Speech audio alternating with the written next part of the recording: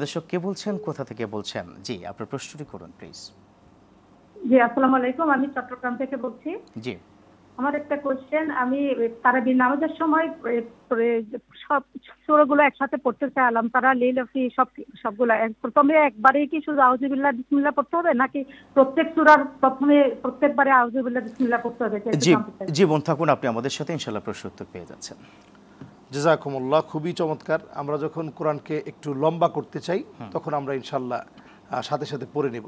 আমরা পড়ে নেওয়ার সময় অবশ্যই শুধু বিসমিল্লাহির রহমানির রহিম এটা পড়েই আমরা মিলিয়ে নিব।